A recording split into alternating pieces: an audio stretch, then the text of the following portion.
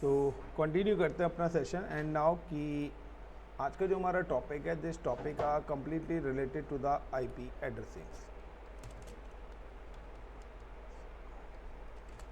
कि IP address होता क्या है और इसका यूज़ क्या है। तो अगर हम टर्म्स करते हैं कि व्हाट इज़ आईपी एड्रेस, तो आईपी एड्रेस की डेफिनेशन शॉर्ट है जो मैंने लास्ट क्लास में भी आपको एक्सप्लेन करी थी कि what is IP address and use. So simple सा है, the IP address is a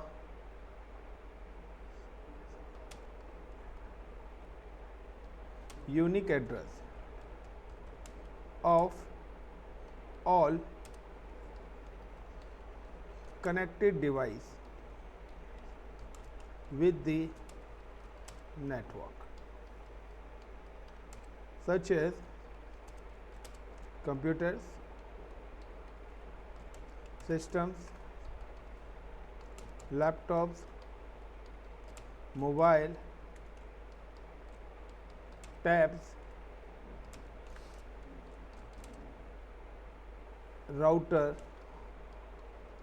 switches,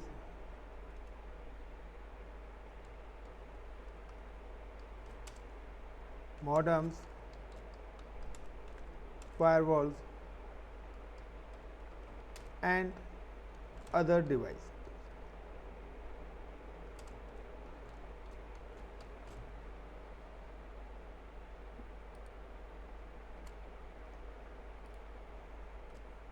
Without IP address,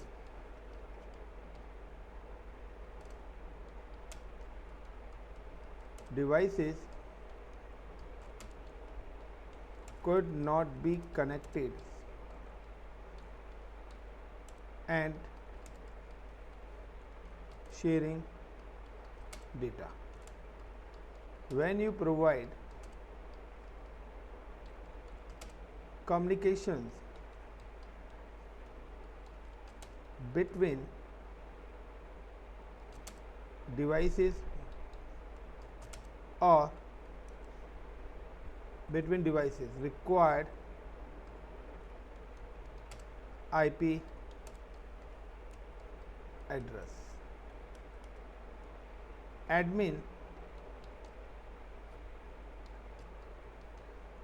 Administrator use two versions of IP address: IPv4 and IPv6.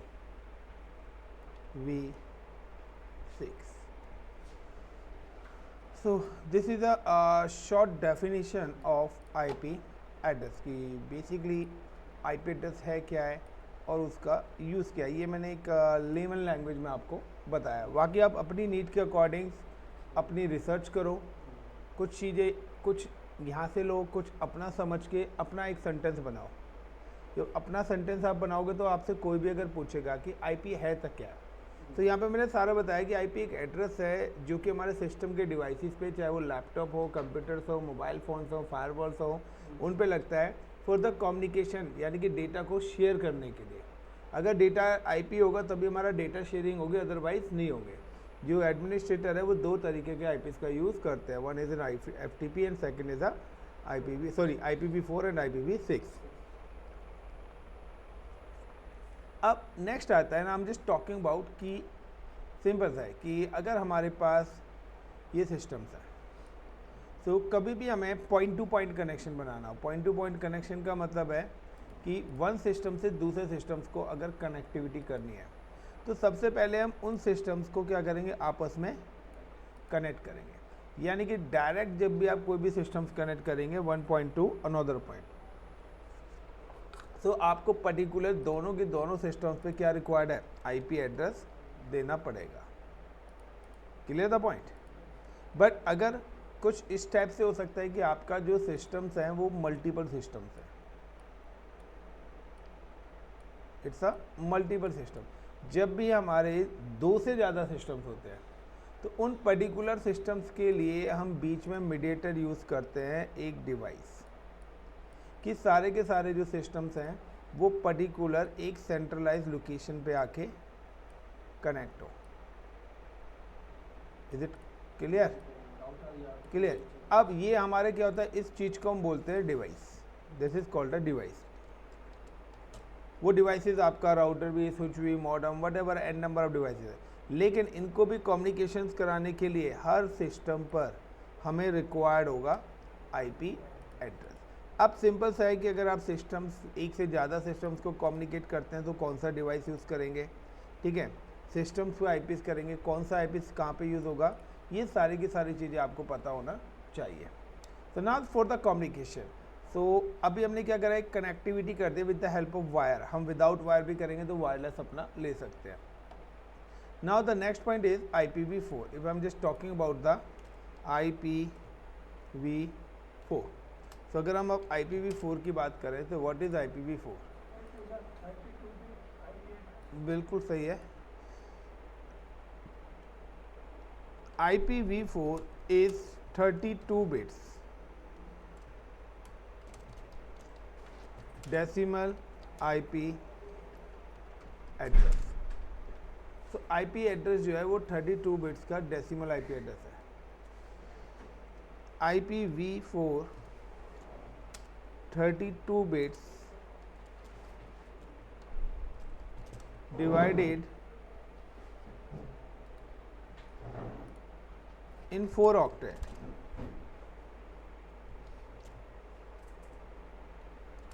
divided in 4 octet, IPv4 every octet use 8 bits। वो bits आपकी सारी की सारी 0 भी हो सकती हैं और 1 भी हो सकती हैं। Use binary bits, binary bits use करते हैं जो कि आपकी 0 भी हो सकती हैं और वो सारी की सारी आपकी 1 भी हो सकती है। Is it clear? सो अब अगर मैं बात करता हूँ, तो मैंने आपको बताया था कि जो हमारा IP एड्रेस है वो कितने बिट्स का है, 32, यानी कि 1 2 3 4 5 6 7 8। और वो जो 32 बिट्स हैं वो कितने पार्ट्स में डिवाइड हैं, 4 ऑक्टेट। और एवरी ऑक्टेट कितनी बिट्स आएंगी, 8। तो यहाँ पे मैं क्या करता हूँ, ये 8 बिट्स हो गई, देन 9 10 11 12 13 14 15 16, अगेन 8 बिट्स, 17 18 19 20 21 22 23 24, देन 25 26 27 28 29 30 31 32। ये मेरी क्या हो गई, इट्स ऑल अबाउट 32 बिट्स। ये मेरी सारी की सारी कितनी बिट्स हो गई, 32 बिट्स हो गई। Is it clear? अब ये जो बिट्स हैं, ये 32 बिट्स को उन्होंने कितने पार्ट्स में डिवाइड करा है, 4 पार्ट्स में, यानी कि these 32 bits divided in 4 parts. ये जो हमारी 32 बिट्स हैं ये हमारे कितने पार्ट्स में डिस्ट्रीब्यूटेड है, 4 पार्ट्स।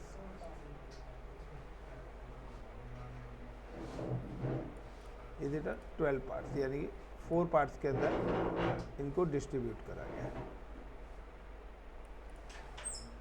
और इन्हीं पार्ट्स को we can call the octet. इन जो 4 पार्ट्स में हमने डिस्ट्रीब्यूट करा गया इनको बोलते हैं octet. We can call the octet, OCTET, octet 1, octet 2,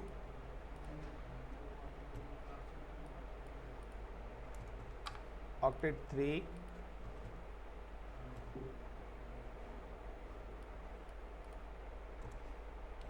and octet 4.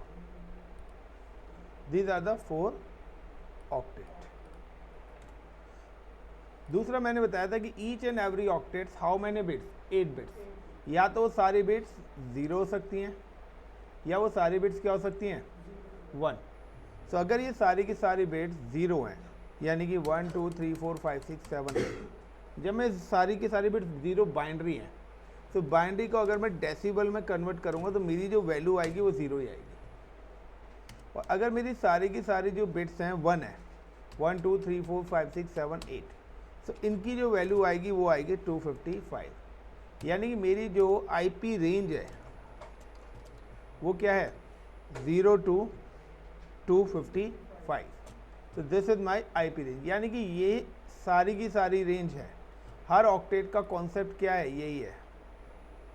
Each and every octet का लॉजिक यही है, यानी कि ईच एंड एवरी ऑक्टेट कितने बिट्स हैं, 8 बिट्स हैं, 0 टू बाइनरी, यानी कि IPv4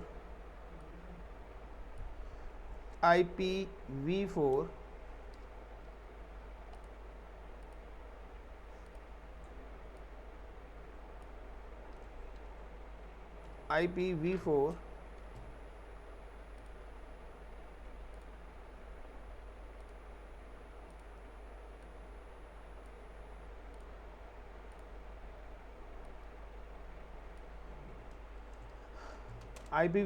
IP range is 0 to 255. Every octet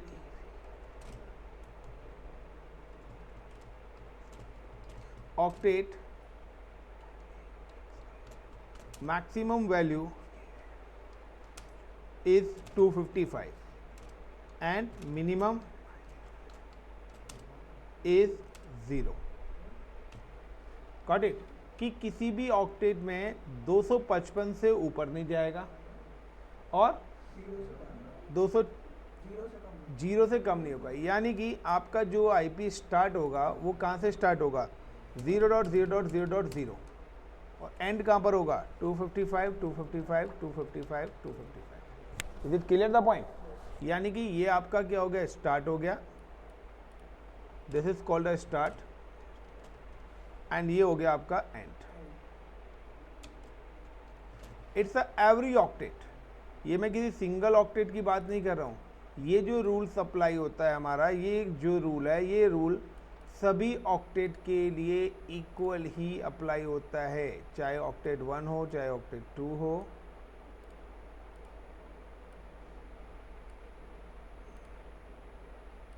चाहे ऑक्टेट 3 हो या ऑक्टेट 4 हो। सभी ऑक्टेट्स के लिए यही रूल है कि किसी भी ऑक्टेट में 0 से स्टार्ट होगा और 0। सो 0 टू 255, यानी कि 0 टू अगर मैं 255 को कैलकुलेट करता हूँ तो इसी को हम बोलते हैं 256। जब भी कोई वैल्यू स्टार्ट होती है तो वो होती है 256, 256। क्लियर? यानी कि अब अगर मैं आईपी की बात करता हूँ तो 1.1.1.1 लाइक 192, 168, 1.20, लाइक 172.16.18.25, लाइक 200.50.25.68.79, ये सारे मेरे क्या हैं, आईपी से। इफ़ यू कैन सी कि this IPs comes between 0 to 255, ये सारे के सारे आईपीज किसके बीच में आ रहे हैं, 0 to 255 के बीच में ही आ रहे हैं, ना कोई उससे ऊपर है ना कोई उससे नीचे है। सो ये क्या है कि हमें इन तीनों के तीनों ब्लॉक्स का कॉम्बिनेशन बनता है। बट अब आता है कि ठीक है, ये तो मैंने कोई भी रैंडमली नंबर ले लिया, आईपी हमारा स्टार्ट कहाँ से होगा,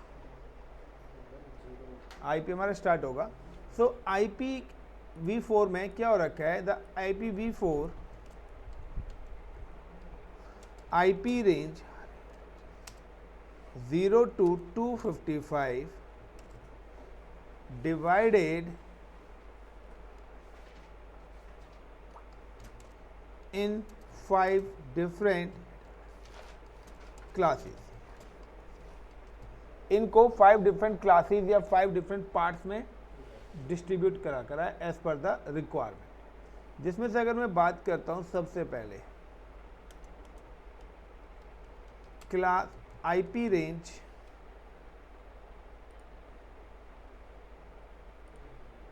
अगर मैं यहाँ पे बात करता हूँ सबसे पहले आईपी रेंज 0। क्लियर? तो 0 का मतलब क्या है, इज इट 0.0.0.0 की बात कर रहा हूँ।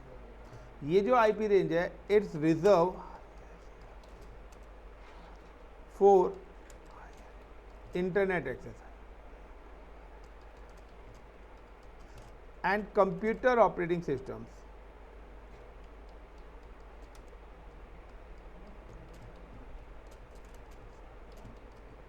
आप दोनों से पूछने वाला हूं मैं, इसमें से क्वेश्चन पूछूंगा अभी, ये ध्यान रख लेना।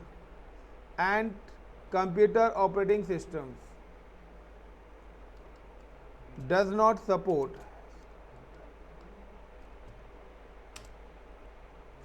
Class does not support this IP address. यानी कि अब अगर आप किसी भी सिस्टम के अंदर इस आईपी को इंटर करने की कोशिश करेंगे तो कंप्यूटर ऑपरेटिंग सिस्टम इस आईपी को एक्सेप्ट नहीं करेगा। तो कंप्यूटर ऑपरेटिंग सिस्टम जो है वो आपके 0.0.0 को सपोर्ट ही नहीं करता है। ये पहले से ही क्या करा हुआ है, रिजर्व करा हुआ है। इसके बाद नेक्स्ट जो है आईपी रेंज,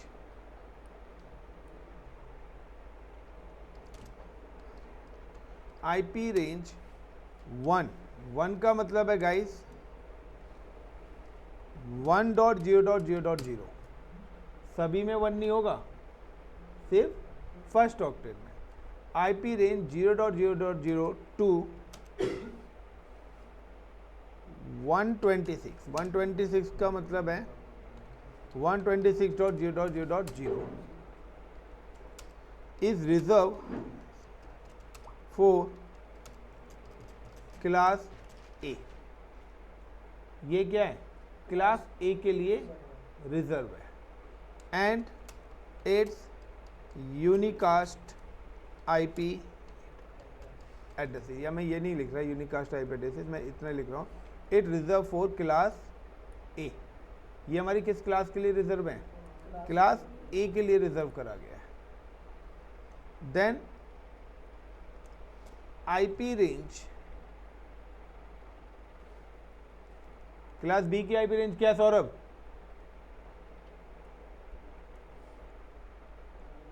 क्या है क्लास बी की आईपी रेंज गौरव? और अब पढ़ा रहा हूं तो ध्यान कहाँ है तुम्हारा, अलग अलग बैठो। हाँ, नेटवर्किंग आती है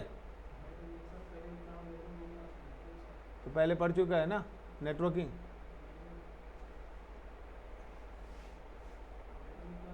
ठीक है यार, मर्जी है तुम्हारी। नाउ द आईपी रेंज के बाद है आईपी रेंज 128।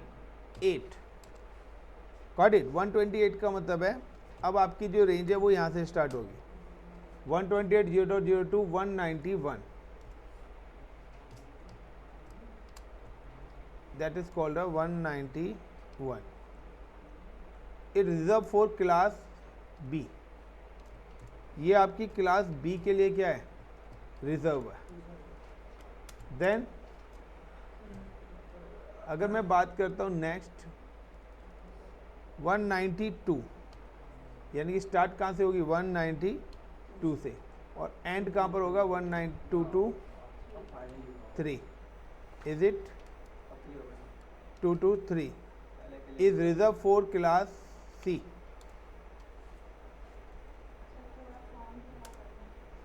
तो मैं नहीं लिख पाऊंगा।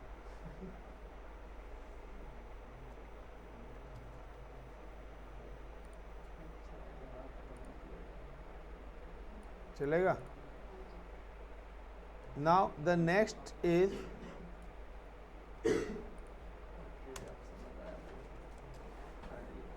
ऊपर का जब कंसेप्ट थोड़ा क्लियर नहीं है वो क्लियर करना पड़ेगा। 223 के बाद नेक्स्ट आपके पास आता है अब 224, यानी कि आपका जो आईपी स्टार्ट होगा वो स्टार्ट होगा 224 से 2239।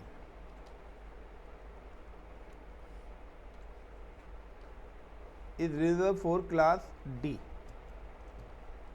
सो क्लास डी जो है आपके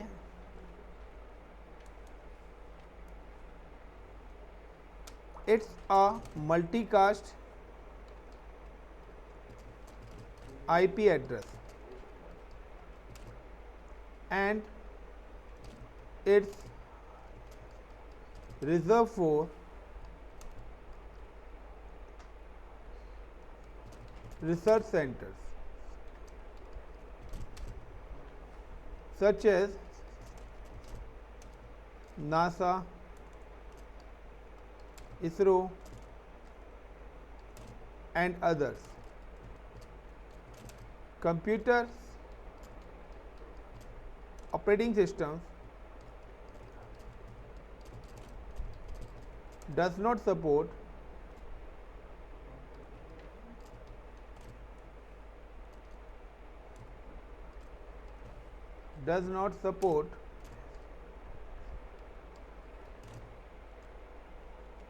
क्लास डी आईपी एड्रेस। तो हमारा जो कंप्यूटर ऑपरेटिंग सिस्टम्स है वो क्लास डी के आईपी एड्रेसेस को सपोर्ट नहीं करता है। Is it clear the point? इसके अलावा यहाँ पे नेक्स्ट पॉइंट आता है आईपी रेंज 240। तो 240 का मतलब है इस 240 टू 255, यानी कि एंड में क्या आएगा 255 इज रिजर्व फॉर क्लास ई। और ये भी क्या है, ये भी आपके रिजर्व हैं मल्टीकास्ट आईपी एड्रेस के लिए। यानी कि मैंने आपको पहले ही बताया था कि IP address is a unique address of all connected device. यानी कि आप कोई भी डिवाइस अगर यूज़ करेंगे तो वो कौन से आईपी यूज़ करेंगे, unique address. Is it clear the point? But class D और ई के आईपी कौन से हैं, मल्टीकास्ट। यानी कि computer operating systems in eyepiece को सपोर्ट नहीं करेंगे, क्योंकि कंप्यूटर ऑपरेटिंग सिस्टम्स कौन से आईपी को सपोर्ट करते हैं। IP range 0.0 is reserve for the internet access. तो ये भी हमारे क्या है, कंप्यूटर ऑपरेटिंग सिस्टम इसको सपोर्ट ही नहीं करेगा। तो the computer operating system support only on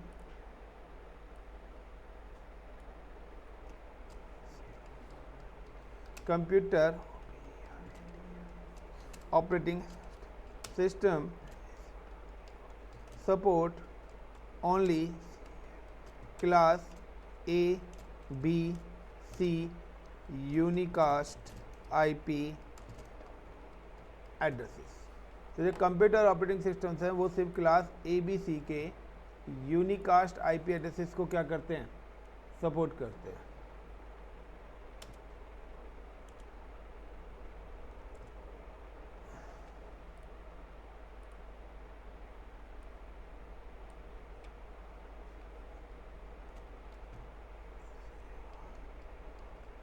Computer operating system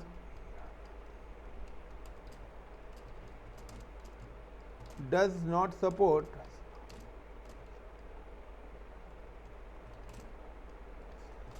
class A, B, C network IP address, broadcast IP address,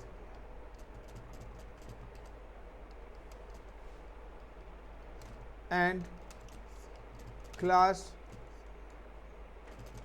D and E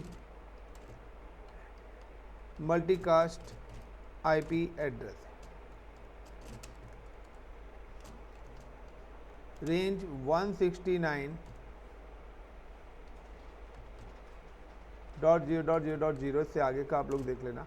range 169 is reserve for APIPA IP addresses. Range 127.0.0.0 is reserved for NIC loopback interface troubleshooting purpose.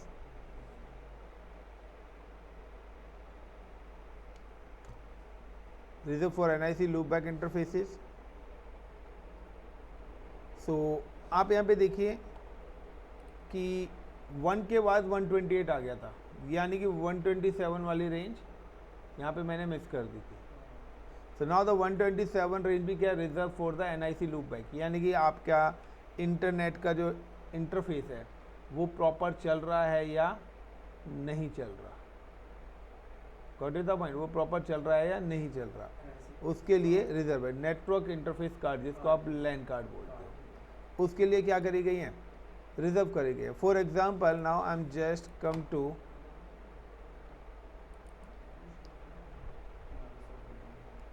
VMware and open a machine.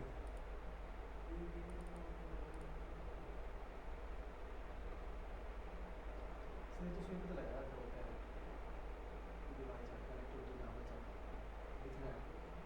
Better है system पे दिखा दूँ तो।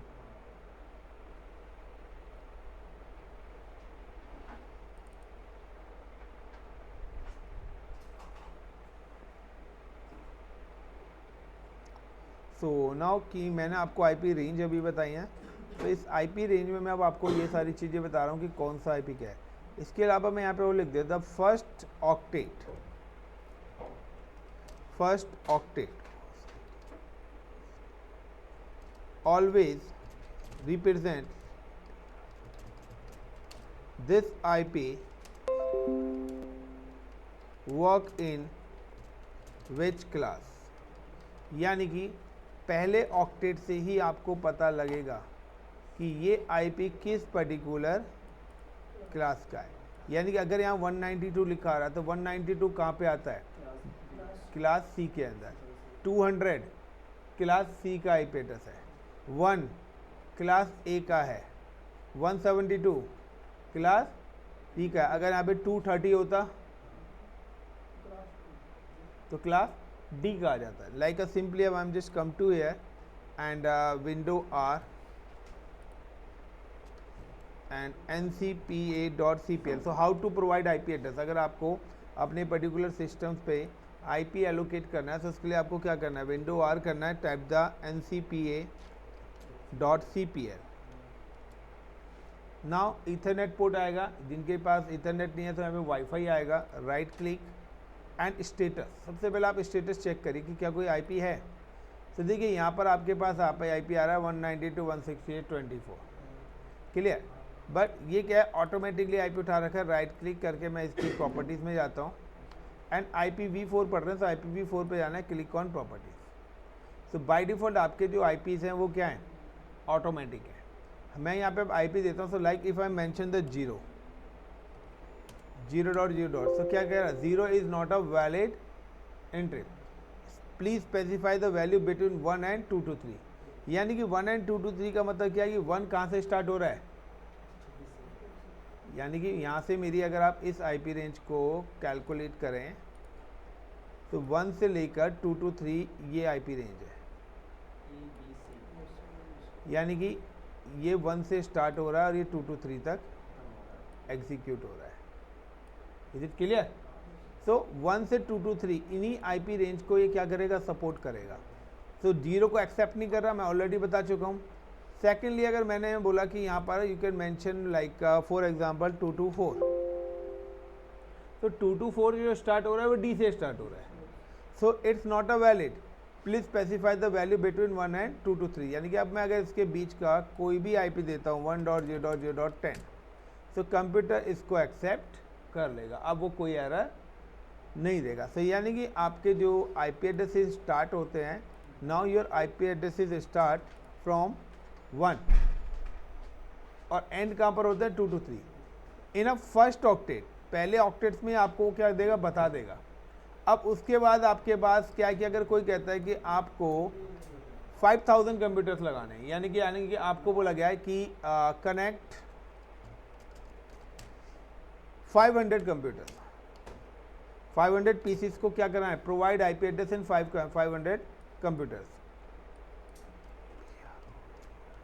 Provide IPs in 500 computers.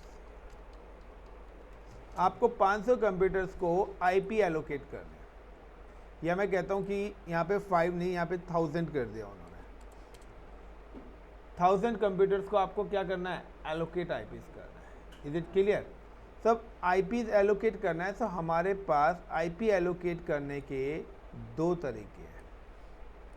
This is a two way you can provide a IP address. आपको IP address provide कराने के दो तरीके हैं। पहला है डायनेमिक और दूसरा है स्टैटिक। एक है डायनेमिक और एक है स्टैटिक।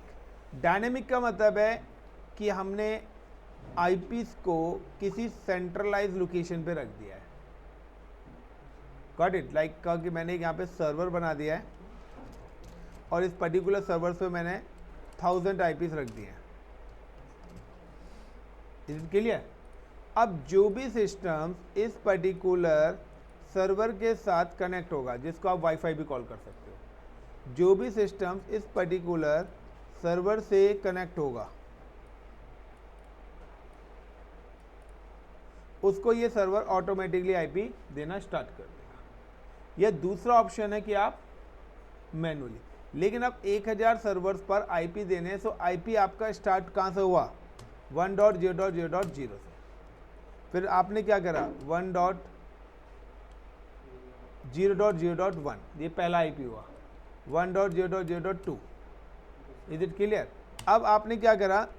नाउ नेक्स्ट की अब आप जब 1 डॉट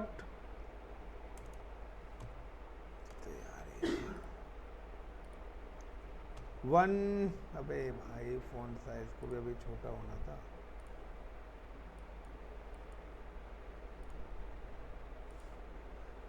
अब नेक्स्ट क्या हुआ कि 1.2 के बाद 1.0.0.255 पहुंचेगा। यानी कि जब ये मैंने पहले ही बता दिया था कि मैक्सिमम जो हमारा सर्किल है वो कहाँ से कहाँ तक का? 0 to 255। यानी कि अभी कितने आईपीस लगे हैं? 256। हमें कितने आईपीस लगाने हैं?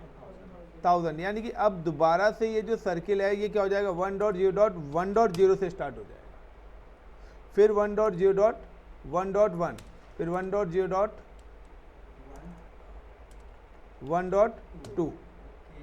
जब ये आपका 1.0.1.255 आएगा तो अगेन 255 पे ख़त्म हो जाना है, और 255 से मैं आगे जा नहीं सकता, तो दोबारा कैसे स्टार्ट होगा? इट्स 1.0.2.0 से, फिर 1.0.2.1, फिर 1.0.2.2, फिर 1.0.2.255। अगेन यहाँ पे फिर से कॉन्सेप्ट कि अभी भी कितने हैं? 250 अप्रॉक्सीमेटली 750 तो आईपीस कनेक्ट हुए हैं। मुझे कितने लगाने हैं? 1000। तो अगेन जब 255 पे ख़त्म हो गया, अब फिर से क्या होगा? 1.0.3.0 से स्टार्ट होगा, 1.0.3.0,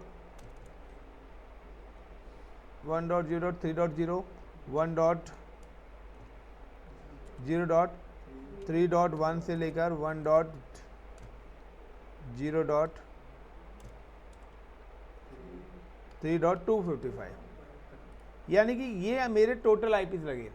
आखिरी कहाँ पर आएगा? जब एंड मेरा होगा तो वो एंड कहाँ पर होगा? 1.255.255 जब नहीं आएगा, जब तक ये सर्किल इसी तरीके से रोटेट होता रहेगा। जब सेकंड ऑक्टेट जिसमें 3 लिखा है, जब ये 255 हो जाएगा तो ये जीरो वाला क्या हो जाएगा? 1 हो जाएगा। वही बाइक के किलोमीटर्स कि 100 किलोमीटर कब होता है? जब 0 to 9 वो घूमता रहेगा, इधर की तरफ लेफ्ट टू राइट वो आता है, सो राइट टू लेफ्ट आता रहेगा। तो इस तरीके से यहाँ पर क्या होंगे? आईपीस एलोकेट होंगे। So this is a way you can provide the IP address in 1000 computers. तो अगर आपको 1000 कंप्यूटर्स पे आईपीस देने हैं तो आप इसी तरीके से आईपी एड्रेसेस प्रोवाइड कराओगे। Is it clear?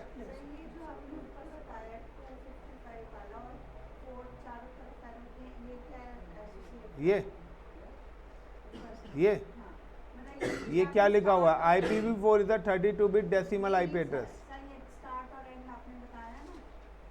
ये आपका चारों में ही 8 बिट्स है ना। IPv4 30 bits divided in 4 octet. IPv4 every octet use 8 bit. तो हर ऑक्टेट की वैल्यू 0 से 255 ही रहेगी, यानी कि 255 से ऊपर नहीं जाएगी और मिनिमम 0। हाँ, तो चारों ऑक्टेट में ही आएंगी, हर ऑक्टेट की इंडिविजुअल आईपी है। तो यहाँ पे ये देखो ना, पहले ऑक्टेट 0 पे स्टार्ट हुआ और 255 पे ख़त्म। दूसरा ऑक्टेट भी 0 से स्टार्ट होगा, 255 पे ख़त्म होगा। तीसरा ऑक्टेट भी 0 से स्टार्ट होगा, 255 पे ख़त्म होगा। चौथा ऑक्टेट भी 0 से स्टार्ट होगा, 255 पे ख़त्म होगा। तो 255 से ऊपर नहीं जाएगा। जो 0 to 255 होता है, इसी को हम कॉल करते हैं 256 आईपी। अब सारा का सारा आईपी एड्रेस का जो कॉम्बिनेशन है, तो अगर आपको कोई ये आईपी पर्टिकुलर दिया है, ये आईपी आपको अगर पर्टिकुलर दिया हुआ है, तो ये आपको कैसे, तो देखिए अब आपको अगर जानना है ग्रुपिंग कि आईपी मेरा स्टार्ट कहाँ से हो रहा है और मेरा आईपी एंड कहाँ पे हो रहा है, यानी कि स्टार्ट और एंड। अगर आईपी स्टार्ट और एंड की बारे में जानना है, क्योंकि इसी से ही आपका पता लगेगा कि ये आपका लैन नेटवर्क है या ये आपका वैन नेटवर्क से कनेक्टेड हो या आप इंटरनेट नेटवर्क से है। तो आपको ये दो इंपॉर्टेंट चीज़ें पता होनी चाहिए कि आपका आईपी स्टार्ट कहाँ से हो रहा है और आपका आईपी एंड कहाँ पर हो रहा है। तो लाइक जहाँ से भी आईपी स्टार्ट होगा उसको हम बोलते हैं नेटवर्क आईपी। शॉर्टकट में मैंने इसको कल लिखा था आलम NW, हाँ मैं फुल फॉर्म हो जाता है। और जहाँ पर भी मेरा आईपी एंड हो रहा है उसको हम बोलते हैं broadcast IP.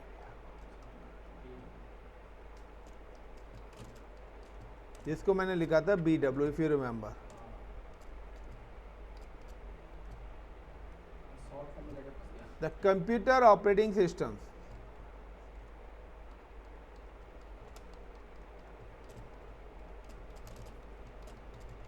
does not support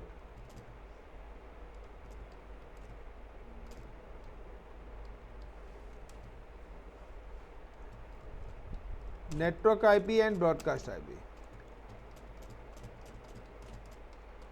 computer operating system ना तो नेटवर्क आईपीस को सपोर्ट करता है और ना ही ब्रॉडकास्ट आईपीस को सपोर्ट करता है। तो मैंने बताया भी था कि क्लास ABC जो है वो यूनिकास्ट आईपीस प्रोवाइड कराते हैं, लेकिन ये जो आईपीस हैं ये आपके क्लास ABC से ही निकलते हैं, यानी कि जहाँ से भी, यानी कि अगर मैं कहता हूँ 1000 कंप्यूटर्स, तो ये जो पहला आईपी है ये मेरा क्या बन जाएगा, नेटवर्क, और ये जो मेरा आईपी है ये क्या बन जाएगा, यानी कि कंप्यूटर ऑपरेटिंग सिस्टम ना तो इस आईपी को सपोर्ट करेगा और ना ही इस आईपी को सपोर्ट करेगा। बट नेटवर्क आईपी और broadcast IP, if you find, when you find network IP and broadcast IP required concept of required subnetting examples, आपको सबनेटिंग के बारे में पता होना चाहिए, सबनेटिंग के एग्जाम्पल्स और बिट्स। यानी कि अगर आपको सबनेटिंग है और आपको बिट्स का कॉम्बिनेशंस पता है, तभी आप अपना नेटवर्क आईपी और ब्रॉडकास्ट आईपी फैच कर सकते हैं। अब यहाँ पे नेक्स्ट आता है, is it clear the point. So ये हमारा पैटर्न है। सो इस क्लास के अंदर मैंने आपको बताया कि व्हाट इज़ आईपी एड्रेस क्या है। जो नेक्स्ट हमारा होगा उसके अंदर होगा व्हाट इज़ आईपी सबनेटिंग्स और नेटवर्क आईपी किस तरीके से फाउंड करेंगे, ब्रॉडकास्ट आईपी किस तरीके से फाउंड करेंगे, किस तरीके से क्या चीज़ों का हम यूज़ करेंगे। So thank you guys.